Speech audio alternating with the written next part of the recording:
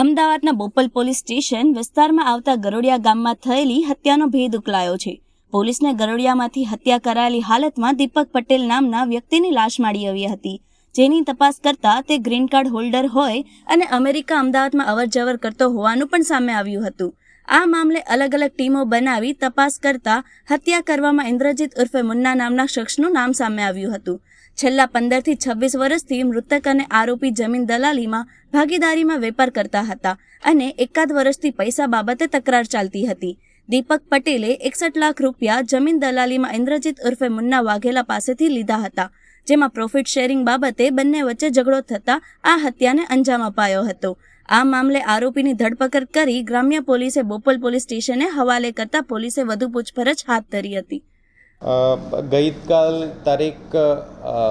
15 તારીખમાં સવાર લગભગ 9 વાગ્યા જો બોપલ પોલીસ સ્ટેશનને એક ફોન આવ્યો હતો કે જો ત્યાં એક ડેડ બોડી પડેલી છે ઓર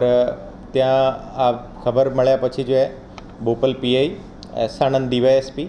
હું અને એલસીબી અને એસઓજીની ટીમ ત્યાં પહોંચી હતી ઓર ત્યાં પહોંચીને જોયું હતું કે જે એક લાશ ત્યાં પડેલી હતી ઓર આ લાશ જે છે દસડેલી હતી જો ઓર પછી વધારે પૂછપરછ કરતાં ખબર પડી કે જો આ જે મરણ જનાર જે છે આ દીપક દશરથ પટેલ નામનો માણસ છે, જે મૂળ સરખેજના રહેવાસી છે પણ અત્યારે એમનો રહેવાનો થલતેજ છે અને એમ જે એ ગ્રીન કાર્ડ હોલ્ડર છે અને યુએસ અને ઇન્ડિયાને વચ્ચે આવતા જતા રહે છે. ઓર એ જે આરોપી જે પછી આ ખબર પડ્યા પછી અમે જુદી જુદી ટીમો પાડવામાં આવી હતી ઓર એમાં એલસીબીની એક ટીમ હતી, એસઓજીની એક ટીમ હતી. એસઓજીની ટીમ જે ટેકનિકલ એનાલિસિસ કરતી અને એલસીબીની ટીમ જે છે આ હ્યુમન ઇન્ટેલિજન્સ ઉપર કામ કરતી હતી ઓર જે લોકલ ટીમો હતી એ બધી ત્યાંની સીસીટીવી ને બધા જોતા હતા ઓર આ તમામ ઇન્વેસ્ટિગેશનને આધારે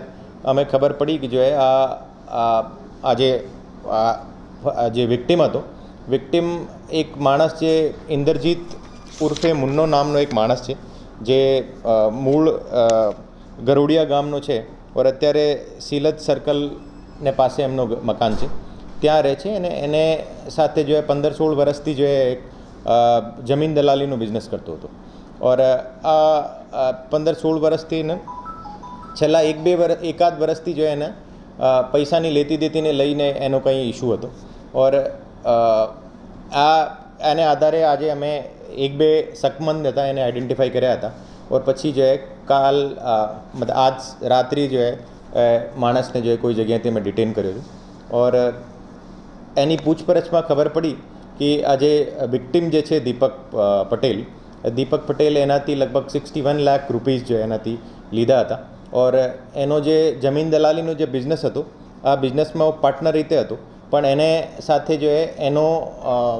જે પ્રોફિટ શેરિંગને લઈને જો એની રકઝક હતી ઓર એને કારણે જે છે આ બનાવ બન્યો હતો ઓર આરોપી અત્યારે અમારી કસ્ટડીમાં છે ઓર બાકી bureau report first Bharat news Ahmedabad.